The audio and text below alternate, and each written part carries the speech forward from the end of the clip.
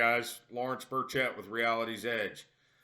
So, first off, I'd like to say I'm sorry for not getting any videos out. We've had some series of unfortunate events around the house, so it just kind of took a back seat. I haven't forgot about y'all.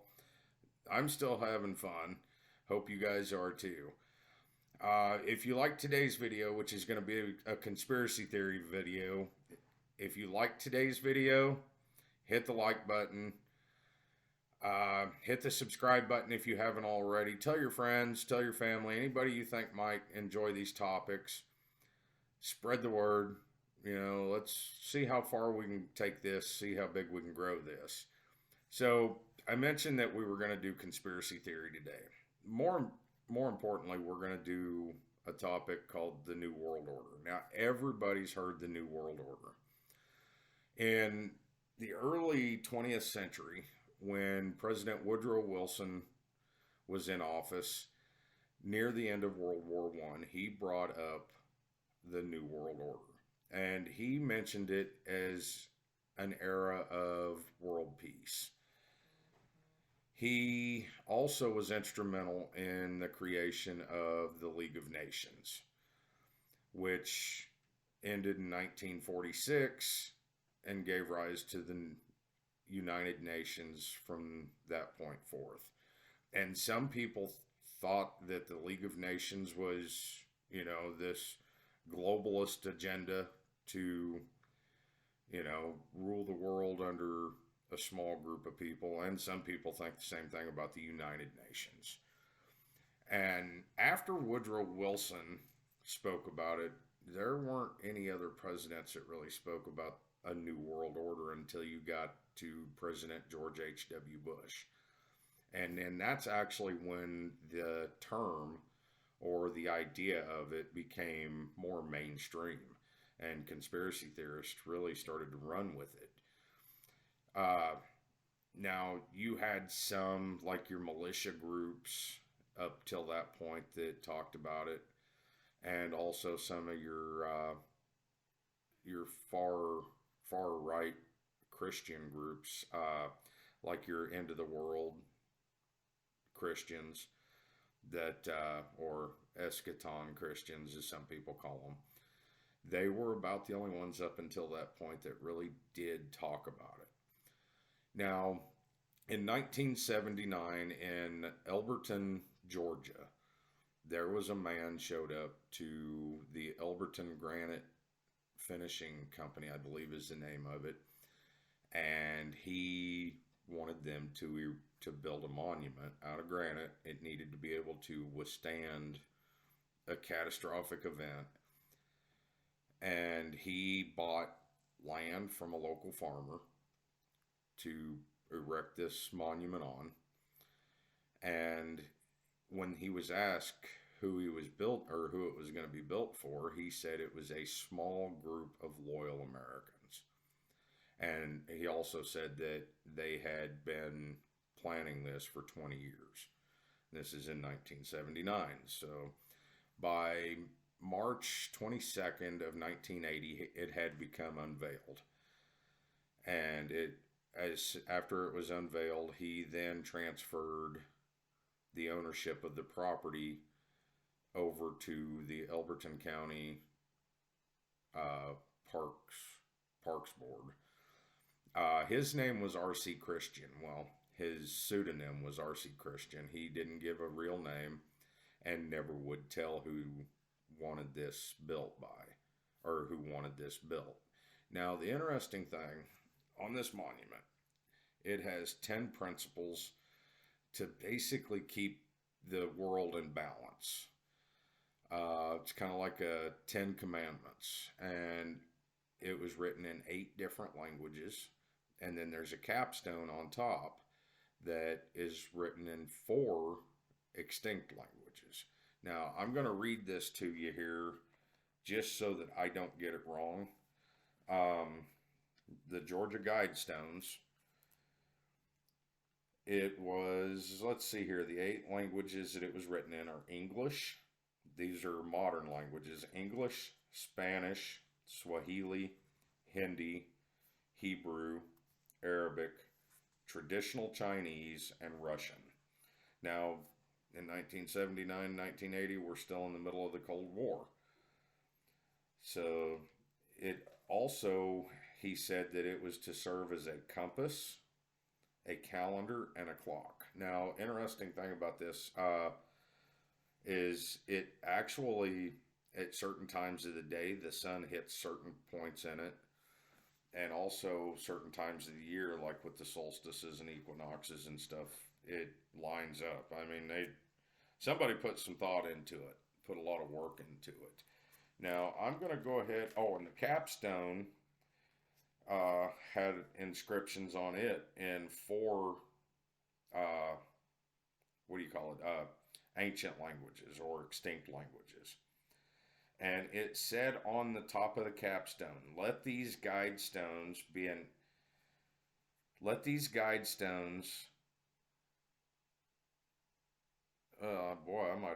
I can't read my own writing.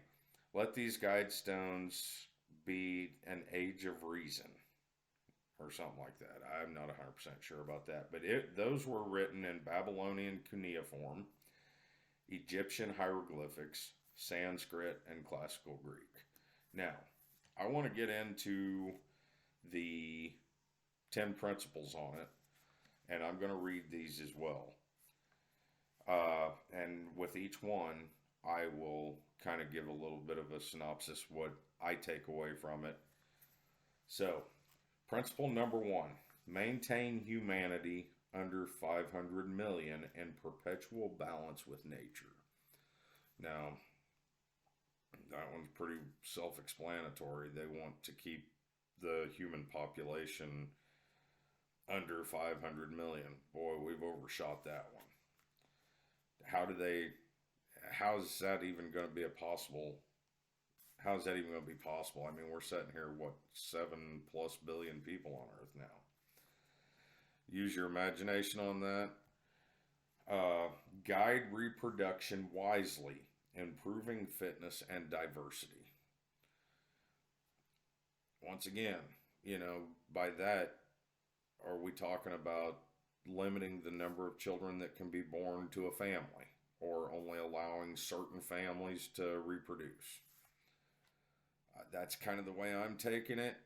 I could be wrong, but that's kind of where I'm at with it. Number 3, unite humanity with a living new language. Now, to me, that's kind of counterproductive between that one and number 2. Guide reproduction wisely, improving fitness and diversity. Well, but then unite humanity with a living new language? That kind of kills the diversity to me. But, if you read the Bible, a lot of people believe that in the book of Revelations that it states that we will be, united under one language, which is kind of, where some of the eschaton Christians, the end of the world Christians, they see this new world order, and the Georgia Guidestones is a guide to the end of the world. Okay. Number 4, rule passion, faith, tradition, and all things with tempered reason. So the way I'm taking that is faith, tradition, passion. You have, they have a place, but they don't necessarily, they're not important enough. That's kind of the way I'm reading that, with tempered reason. So if it's out of the realm of reason, just kind of, okay, it's there, but, we got to move on from it. So, number 5, protect people and nations with fair laws and just courts. I'd say that's pretty self-explanatory. If somebody's a criminal or whatever, they just kind of got their, they get what they got coming to them, and the courts should be fair and just. So, I mean, that one's pretty self explanatory. Now, here's one that is, this one kind of cracks me up, guys. Let all nations rule internally, resolving external disputes in a world court. Well, here's the thing, if we rule internally, why should we have external disputes, first off? And second off, what's a world court going to do? It's going to get in the middle of it. I mean, we've seen time and time again when people get in the middle of stuff they shouldn't, it doesn't usually work out very well. Now, this is another one. Avoid petty laws and useless officials. Well, I'm sure we can all agree there's a lot of useless officials around. Not just in America, but everywhere. So, avoid petty laws. Now, what are they calling petty laws? The way I kind of take it, like laws of ownership and stuff like that, I know that it's becoming more of a growing trend where people would just as soon not own property, they'd just as soon rent property. I know that some people do consider, ownership laws petty laws. Uh, I don't know. To me, that's what I get from it. I could be wrong, but, let's just see where we go. Number 8, balance personal rights with social duty. So, kind of what I'm taking away from this is if you have your personal rights, but the minute that it doesn't necessarily line up with social duties, like social justice and stuff like that, your personal rights kind of start to, yeah. That's kind of my takeaway from it. I'm not sure. All right, so number 9, prize truth, beauty, love, seeking harmony with the infinite. Now, what's that mean? Does that mean seeking harmony with the universe, with God? I'm not sure. Tell me what your thoughts are. Leave me a comment. Tell me what your thoughts are. That one's kind of got me, it kind of bounces around somewhat, to be honest with you. Number 10, last but not least, be not a cancer on the earth. Leave room for nature. Leave room for nature. Now, what I'm kind of taking away from this is we leave the land to its own. We don't mess with it. We move into cities, get out of the rural areas, and leave nature be. I mean, there's a reason they said it twice. Be not a cancer on the earth. Leave room for nature. Leave room for nature. It's, to me, and you're really seeing that trend of more and more people moving to the cities, rural areas starting to empty out. And then I can also sit and, think about the idea of the smart cities, and tie that in too, as far as wanting to be able to keep track of people. We did that video in the truck, the thought of the day video about your phone spying on you. Well, now, with the rise of 5G, they have smart cities. They have the smart meters, so they know how much water you're using. Obviously the electric meters. They even have smart meters you can put on your hot water heaters. And they've had them for quite a while. And if you're in an area like one of these smart city areas where you have the 5G stuff, they can keep track of you pretty good. And I think that's what they want. They want people to move into the city areas where they can keep a closer eye on them.